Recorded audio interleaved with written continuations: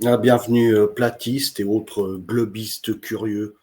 On va voir aujourd'hui Petra en Jordanie. C'est un site archéologique qui est très ancien, dans lequel on va pouvoir voir de la meltologie. C'est le topic de la Flat Earth que l'on aborde là. C'est le nouveau topic à la mode. On a, semble-t-il, des endroits sur Terre qui ont fondu, que ce soit des immeubles ou bien des cailloux. Est-ce qu'il y avait une possibilité de rendre le caillou mou? Quelle technologie ils ont utilisé pour façonner ces maisons, particulièrement à Petra? Et qu'est-ce qui a causé cet ensemble de dégradation sur le site on va survoler aujourd'hui? On commencera avec le Wikipédia, des images de touristes, et ensuite on verra en détail les différents lieux. On y va.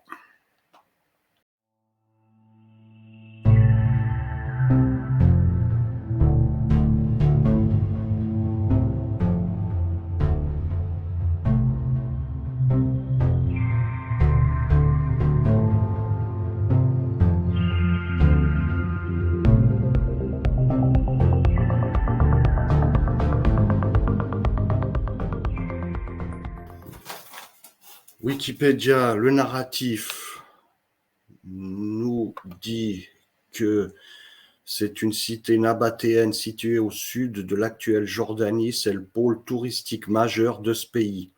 Fondée vers la fin du 7e siècle avant Jésus-Christ par les Édomites, elle est ensuite occupée vers le 6e siècle avant Jésus-Christ par les Nabatéens qui la font prospérer grâce à sa position sur la route des caravanes transportant l'encens, les épices et d'autres produits spéciaux entre l'Arabie du Sud, l'Égypte, la Syrie et la Méditerranée. Sans arrêt, on nous parle de l'encens, des épices, qui viennent d'Asie. Et ça, c'est toujours récurrent. C'est pour ça qu'il y a eu tant de monuments, euh, de villes marchandes qui ont prospéré. C'est toujours avec les épices. Petra a abrité à son apogée vers l'an 50 jusqu'à 25 000 habitants. Vers le 7e siècle, la modification des routes commerciales et plusieurs séismes entraîneront l'abandon progressif de la ville. Plusieurs séismes. Parce que nous, ce que l'on dit par rapport à ces structures fondues, il y aurait eu un séisme d'une chaleur extrême qui aurait fondu les bâtiments en partie, ou en tout cas plus en partie, ou suivant d'autres théories comme quoi les montagnes qui sont derrière sont des structures, des bâtiments qui auraient complètement fondu et qui ressembleraient maintenant à des montagnes. Tombé dans l'oubli à l'époque moderne, le site est redécouvert en 1812 par le monde occidental grâce à l'explorateur suisse Jean-Louis Burckhardt. Les nombreux bâtiments dont les façades monumentales ont été directement taillées dans la roche. Ça, c'est ce que nous dit le mainstream, mais on pourrait penser avec la meltologie que ce facteur X qui a fondu les montagnes les aurait fondues sur les édifices. Donc là, on n'aurait plus des édifices qui ont été creusés, taillés dans la roche, mais des édifices de construction plutôt traditionnels et qui auraient été engloutis par les étages supérieurs, les constructions supérieures à ces immeubles, à ces monuments, et auraient fondu dessus. Voilà, il est au patrimoine de l'UNESCO.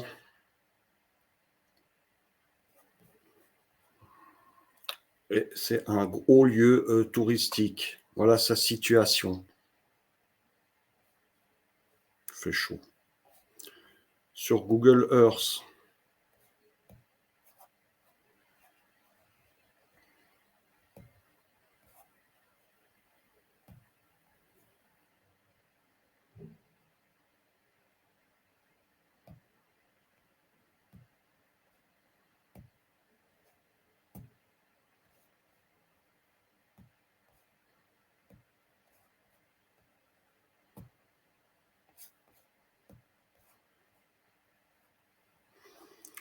sur Google Earth, là on est à une altitude de 400 km.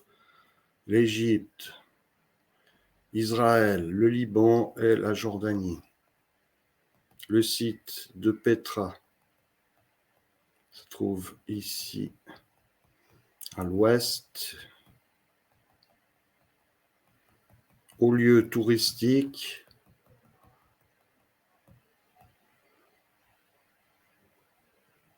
on y arrive.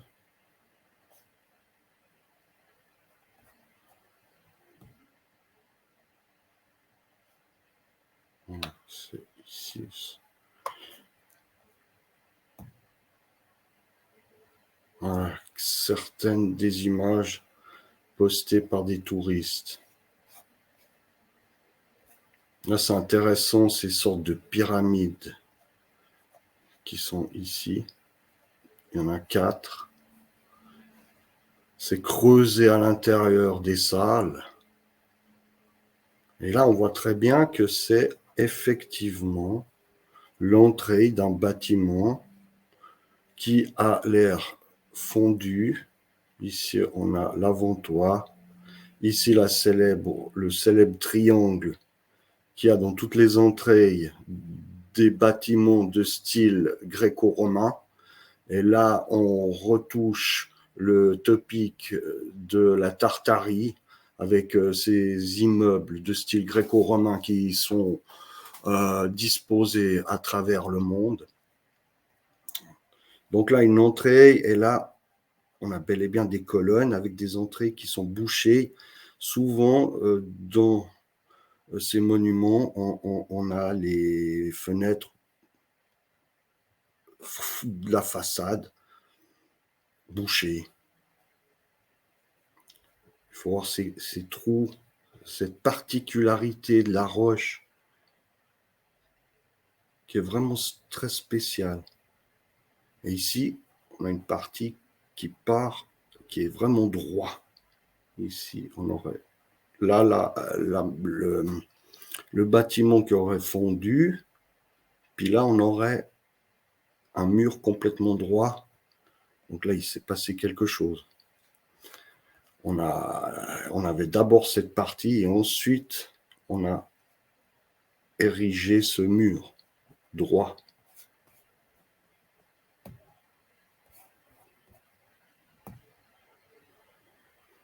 D'autres monuments encore plus connus, on peut imaginer la taille de la porte. C'est comme dans tous les monuments gréco-romains que l'on voit à travers le monde, il y a toujours des portes gigantesques pour des personnes qui pourraient mesurer jusqu'à 20 mètres. Dans certaines photos, on peut même apercevoir la clé pour fermer la porte ou la personne est obligée d'utiliser une échelle pour pouvoir atteindre la serrure. On a le bas du monument, de l'édifice qui ressemble à ce qu'on a vu tout à l'heure. Il est plus abîmé que le haut. Le haut est en bonne, toujours bien conservé. Ici, on a donc, mais coupé en deux, particulier, ça c'est rare, on voit rarement ce genre de décoration. C'est que le triangle de l'avant-toit est coupé et laisse passer ce cercle, cette colonne-là, et cette boule en haut. Voilà, c'est ouvert ici. C'est quand même rare de voir ça. D'ailleurs, c'est la première fois que je dois voir ça. Ici, les petits avant-toits, l'avant-fenêtre, dirons-nous, sont arrondis. faut en penser à une coupole. Et ici, au toit des maisons traditionnelles, le triangle.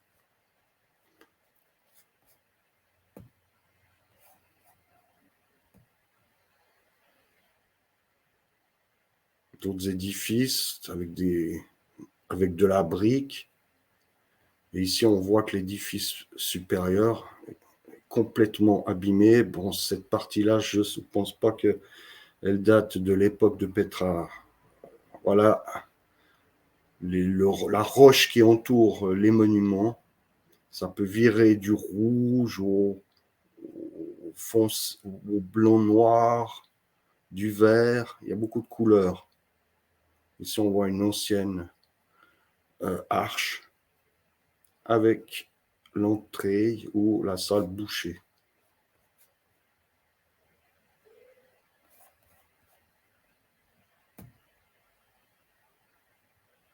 Voilà, ces rochers particuliers.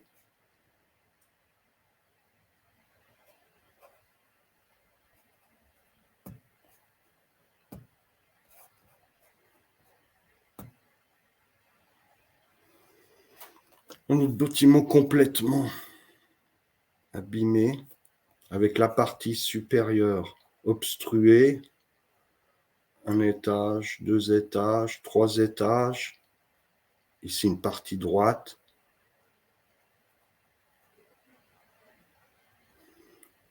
Et ici, un autre monument aussi bien ravagé.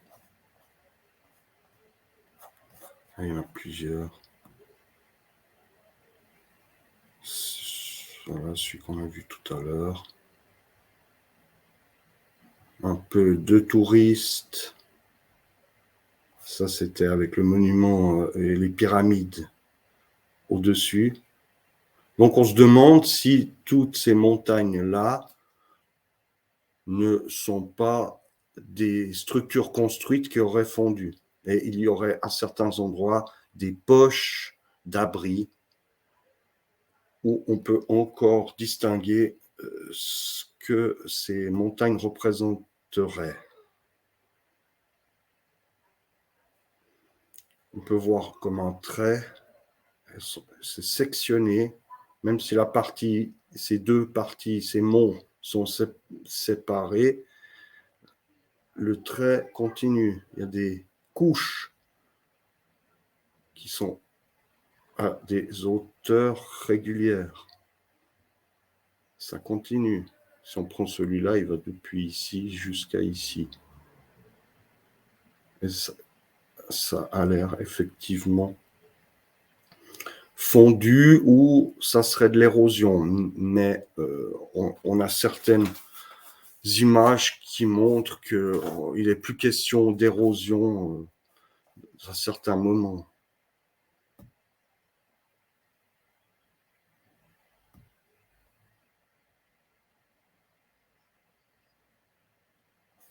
Voilà des briques, des gros morceaux de briques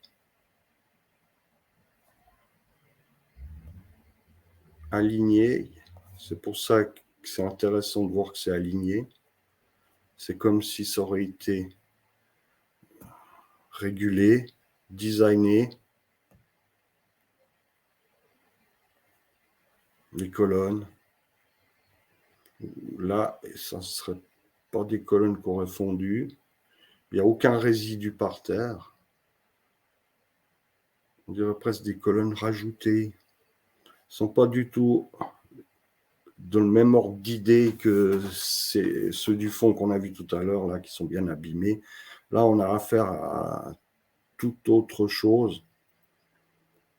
Je ne pense pas que c'est les mêmes personnes qui ont fait les colonnes que les bâtiments qu'on voit en général.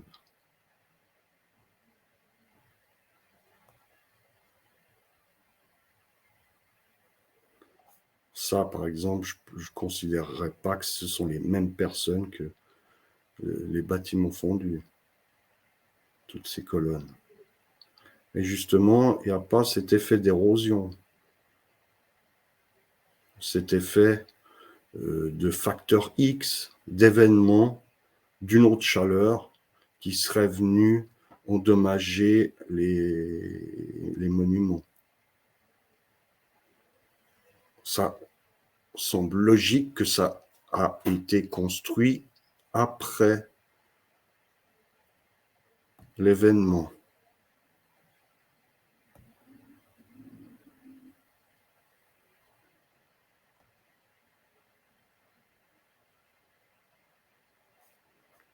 On voit bien les lignes. Ça ressemble effectivement à des portes. Ça ressemble aux entrées qu'on a vues dans les monuments. Mais par contre, à l'extérieur, il y a comme des filaments de roches ou d'autres matériaux qui semblent bel et bien avoir coulé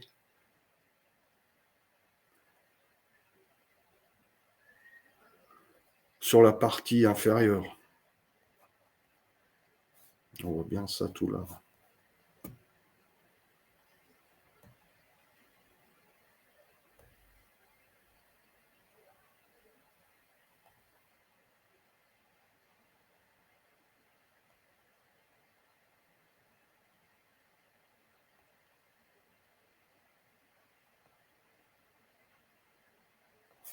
Ok. Donc on voit un peu la situation. Il y a encore d'autres images avec Google Earth. Si vous souhaitez aller les voir, mais ça se ressemble. Par contre, moi, ce que j'ai pu découvrir en surfant un bon moment, c'est certaines images que je n'ai jamais vues chez les autres platistes ou d'autres personnes qui s'intéressent à la meltologie. Ça m'est tombé comme ça dessus en surfant des images assez hallucinantes qu'on va pouvoir retracer maintenant. Certaines images, bien sûr, vous les aurez certainement déjà vues si vous vous intéressez de meltologie. C'est la science des structures fondues. On va passer aux choses sérieuses tout de suite. On est bien là. Maintenant, on va passer aux images nouvelles.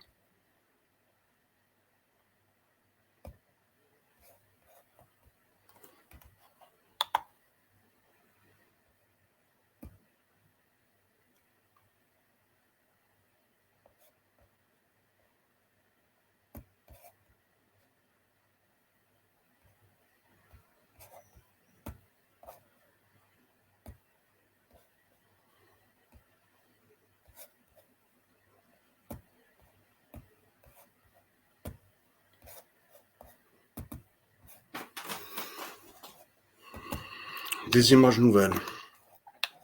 Ici, on a le sol et la porte qui est sous le niveau qui est au-dessus du la porte, elle est sous le niveau du rez-de-chaussée, quoi, du sol. Ici, on voit bien que c'était une porte. Il y a toujours les mêmes décorations.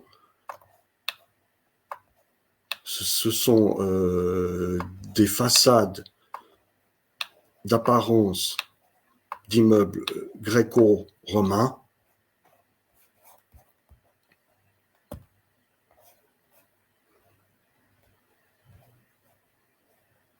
Comme un centre touristique. Il y aurait eu ces magnifiques façades où ça donne envie de se promener par beau temps, en plus qu'il y avait plus d'eau que ce qu'il y a maintenant actuellement, où c'est desséché.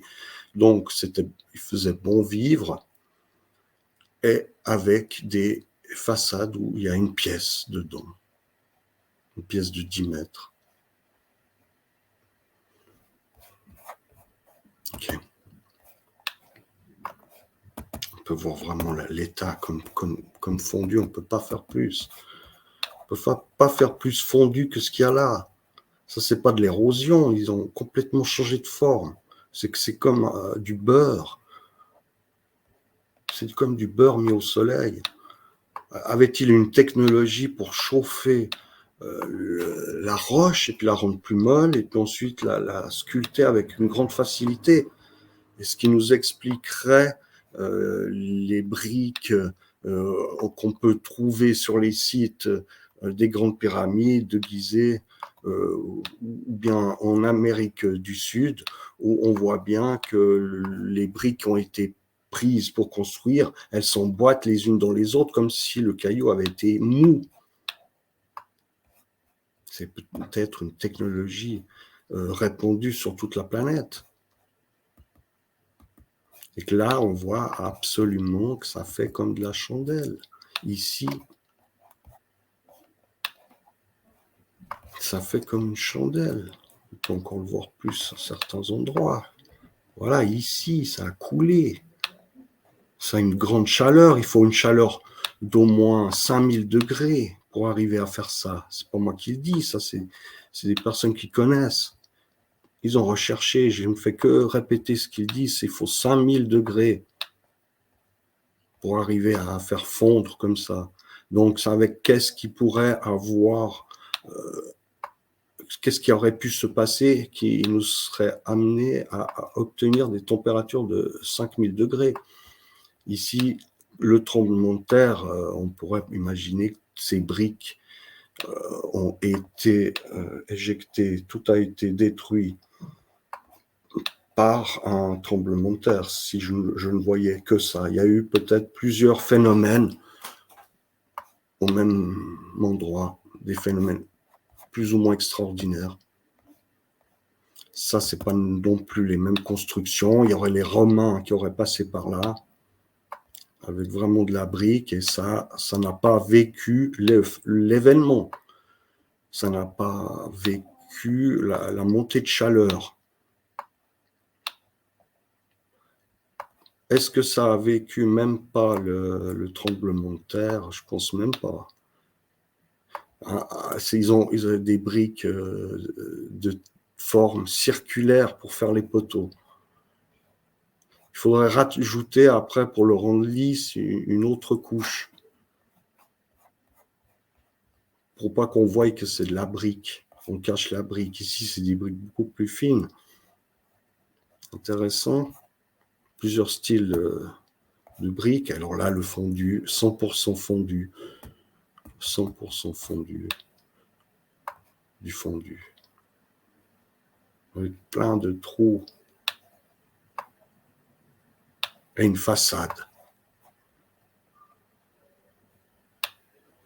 Ici, des escaliers comme si ça avait même encore été creusé, que ça avançait plus. Comme ici, là, il y a une...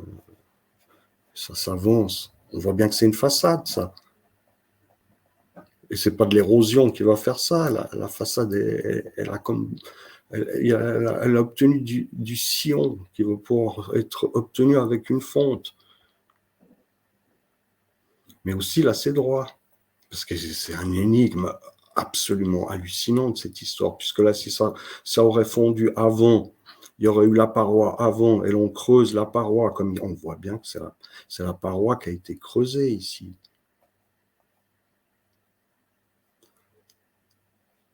Pourtant, l'immeuble, il a été ravagé. Donc, on peut obligatoirement ici, c'est pas possible que le bâtiment là, quand c'est tombé, il était là. Ce n'est pas possible. Il aurait fallu creuser après pour le récupérer qu'il est en dessous.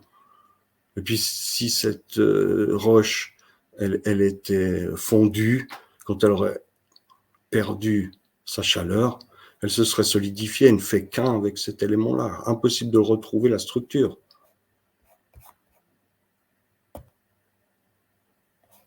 Même ici, il y avait quelque chose, c'est sûr. Là, comme en avant-toi, la couleur n'est pas la même. Ici, d'accord, avec un trou comme ça, je pourrais penser que ça va passer sous l'eau un certain nombre de temps. Mais là, toujours découlé, là aussi, découlé.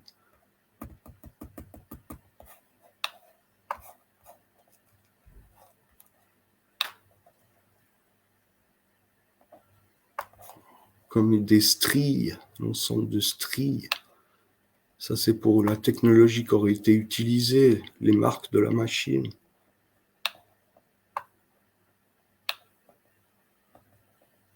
Et là aussi, comme un avant-toit. Là, il y aurait eu de l'eau qui aurait passé, qui aurait creusé ces cavités, mais bon, j'y crois pas.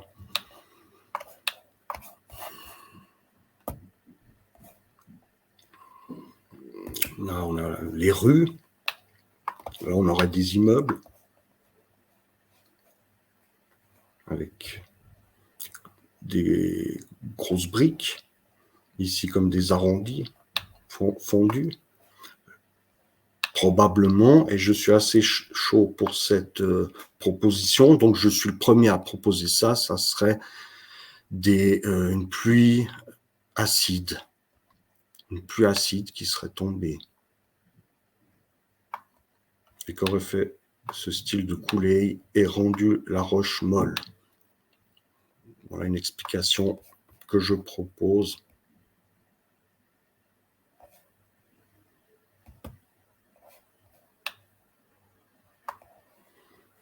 On voit, ça a été fait couche par couche, assurément. Ça, c'est sûr. Deux explications maintenant. Passe un moment sous l'eau. Et puis sous l'eau, il y aurait eu d'autres phénomènes qui auraient créé des couches de différentes sortes, de sorte que lorsqu'il n'y a plus d'eau et que tout durcit, on voit des couches de différentes épaisseurs, de différentes longueurs, à peu près. Non, des longueurs, oui, ça dépend où on se trouve. Mais enfin bon, des couches sur toute la longueur, plus ou moins visibles.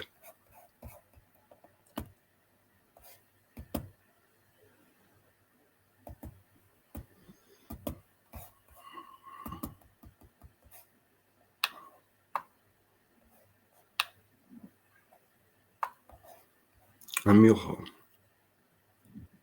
qui ne semble pas être... Quand on voit des briques devant, oui, là, on voit tout ça encore, un ensemble de briques parsemées là devant. Cet immeuble ne semble pas avoir subi l'événement X qui aurait fait fondre la montagne. Il aurait subi un tremblement de terre, ok. Des dégradations traditionnelles. Il fallait voir que ça devait être arrondi. Là, comment tout est bien droit ici, ça a perdu toute sa rectitude. Ça, c'est pas avec l'eau qu'on va pouvoir avoir la colonne qui s'épaissit. Avec l'érosion, ça va faire que creuser, ça va pas épaissir. Là, comme on voit que la moitié de la porte a été ensevelie, donc le monument a été construit avant, s'il a enseveli, mais s'il a été construit avant, comment peut-on avoir creusé cette roche-là pour avoir construit ces monuments? Y aurait-il eu alors simplement les monuments auraient été construits dans une certaine roche et de la roche aurait été jetée, projetée par-dessus. De la roche humide aurait été jetée sur les bâtiments, sur ces façades en fait, puisque là encore on voit, ça c'est comme une partie haute où, avec des piliers, où c'est qu'il devrait y avoir des fenêtres ou un passage même ouvert, comme au Colisée de Rome où il y a plusieurs hauteurs avec des colonnes. Mais là ça n'a pas été fini. Ou c'était volontairement juste des façades. Voilà, c'est ce qu'on vient de voir maintenant.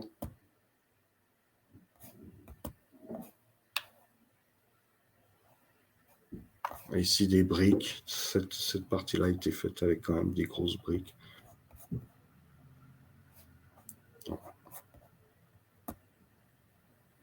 Par le bas, en haut, ça sonne vraiment d'avoir été abîmé méchamment, comme si on avait voulu dévisager, comme si c'était un acte de vandalisme. C'est ce que ça me fait penser, ça, un acte de vandalisme avec une machine extra performante. C'est merveilleux. On voit bien que la colonne, alors là, on voit à ce moment-là où c'est plus usé qu'ils ont utilisé des briques circulaires. on voit. Et ils ont passé un revêtement par-dessus pour la rendre lisse, pour faire plus joli. Donc, vraiment un des buts esthétiques. Des ouvertures ici, qui sont des petits gaufrages et construits à l'intérieur de la montagne. Puisque cette partie-là a été creusée.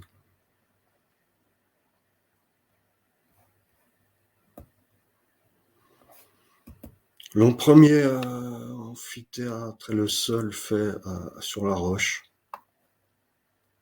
Donc si c'est plutôt du style romain, les amphithéâtres, ça existait déjà certainement bien avant. En tout cas, l'amphithéâtre ici, je ne pense pas qu'il a été creusé par les Romains. Ici, c'est vraiment comme dans un stade où on a les fenêtres des personnes comme les journalistes, on a des hautes personnalités de la ligue de foot qui assistent au spectacle. Et ici, on aurait le peuple. Porte d'entrée, ça semble à de briques. Là, c'est vraiment comme abîmé. Peut-être que là, je ne peux pas imaginer une seconde que ce sont les Romains qui ont creusé cette partie-là. Ils n'avaient pas la technologie, impossible. Au burin, on va enlever tout ça pour arriver à ça. Mais combien de temps il faut? C'est quoi cet ouvrage?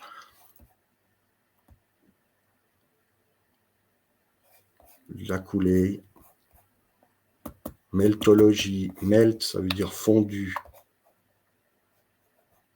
Sur toute la région, on voit ce phénomène avec toutes les montagnes qui ont comme des briques. Si on peut même imaginer que c'est des briques, qui ont différentes couleurs et avec une hauteur qui est souvent redondante, souvent qui revient. Et là, vraiment, on pourrait penser à des briques. Et là, il y avait comme une tour avec des fenêtres ici aussi, mais plus on monte, plus c'est dégradé. Mais ça, non, ça n'appartient pas au même constructeur. On pourrait penser à comme des... Ah oui, là, il y a des sculptures. Aussi une façade ici. C'est obligé qu'il y avait une façade ici, là.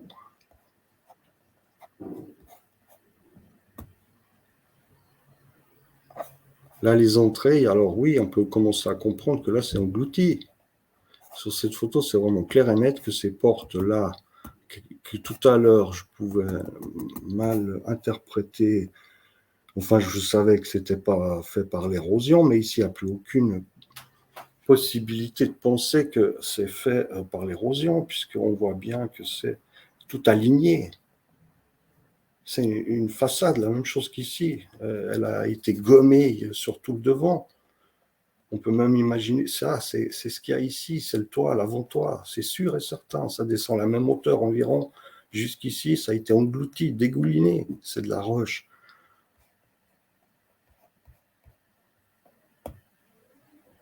Un petit intérieur avec les couleurs, le plafond coloré naturellement.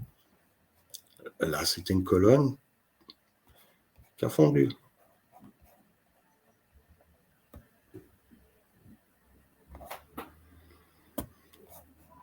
Alors là aussi, on peut le revoir. Le haut est bien conservé quand on regarde en haut, mais le bas non. Depuis ici surtout, il a morflé. La coulée, elles sont épaisses. Il a fondu. Il a changé sa forme. La taille de la porte, elle est environ de 6 mètres. Ici, il y a eu un trait. Et ça, on pourrait appeler, comme tout à l'heure, un acte de vandalisme. Mais le trait, on dirait qu'il suit la roche ici. Quand a-t-il fait? C'est ce qu'il y a dessous.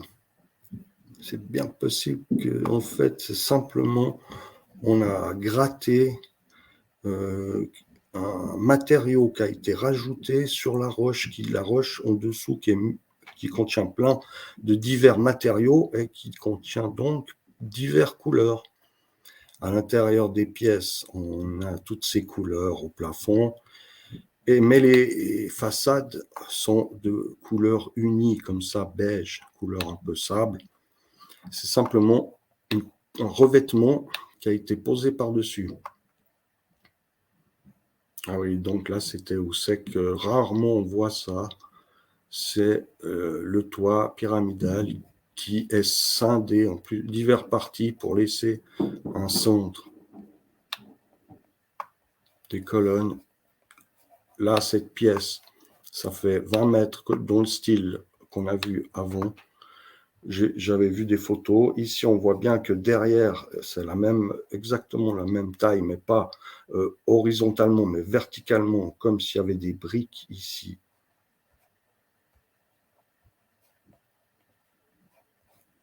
Une décoration, en tout cas, ouais, qui a fondu aussi. C'est ce que je peux imaginer. Ici, il n'y a pas de statue. Ouais, le même. Voilà. On peut revoir les traces de vandalisme.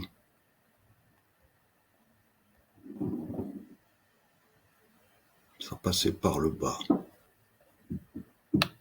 Ici, ça a plus morflé qu'ici. Ici, ça a plus morflé qu'ici. C'est juste à... Bon, je veux bien penser que c'est à vingtaine de mètres, trentaine de mètres. À ce point-là.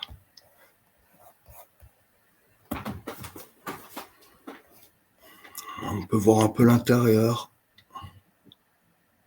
Puis dessous, belle architecture. De haute précision. C'est pas du travail de gamin.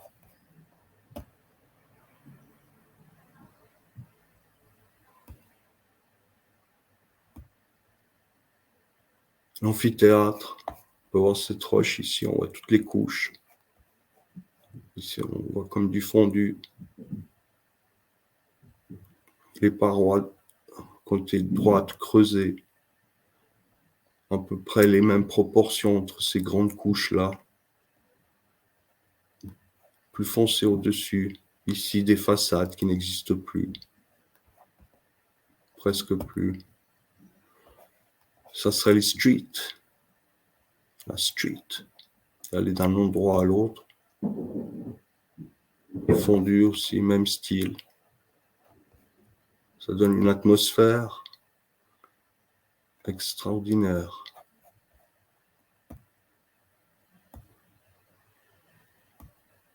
Là, on peut voir aussi dessus cet avant-toit, ce qu'on peut bien voir là. C'est qu'ici, c'est comme ça avait coulé dessus. Ça voudrait dire que la coulée a eu lieu après la construction. Là, c'est parti ici. Mais elles sont vraiment stratégiquement placées. Mais elles ont vraiment... On pourrait penser qu'elles ont coulé ou qu'il y avait une statue qui a coulé.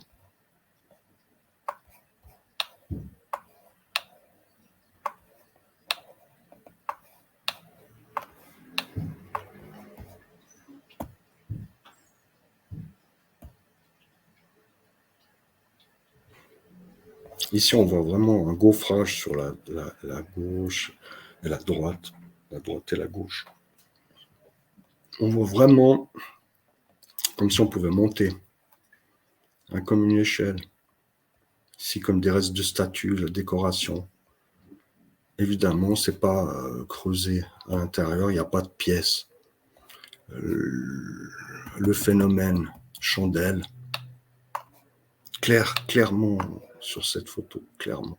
Phénomène chandelle ici même. C'est passé par-dessus, ça a dégouliné, ça a fondu. Ça a fondu la façade.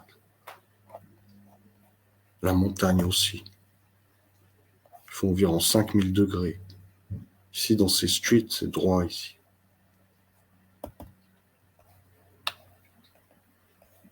Un ensemble d'escaliers, un chemin, premier étage. peut bien imaginer qu'il y avait des immeubles qui ont fondu. Un flot de pluie acide qui a commencé par le haut. Voilà, c'est ici qu'on voit que c'est comme si ça avait coulé ici, ou c'était une statue qui aurait coulé, parce que les endroits sont vraiment stratégiquement placés. Ici, on voit le gaufrage de chaque côté. Et là, on pourrait imaginer, il y a des layers réellement, il y a des couches, il y a des couches.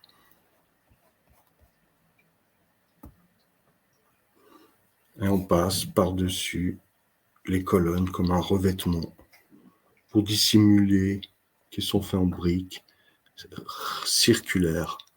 On peut voir aussi les décorations de dessous, les poteaux ici. C'est du travail d'orfèvre, du travail d'artiste. Comment pourrait-on être plus artiste que ça? On voit les colonnes avec les différentes briques circulaires ou les briques normales ici pour une construction qui n'est pas de la même époque que celle-là. Et ça, c'est aussi très intéressant de voir qu'il y avait encore ces statues-là. Là, on voit vraiment qu'elle a été comme absorbée. Ça, c'est vraiment des pieds, des jambes. Ici, c'est une robe. Et là, on peut qu'imaginer une coulée qui vient de dessus. Mais quand même, ici, ça a bien été... ici, ça n'a pas été touché, ici, tout de suite. Il y a comme un avant, c'est avancé. Ici, ça a été creusé aussi. Donc, les statues, elle a dû subir un frottement, ça, on peut bien penser à de l'eau ou à une sorte de rivière acide.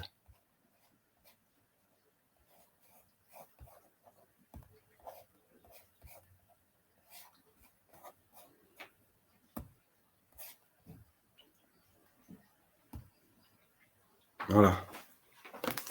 Je crois que là, on est bon.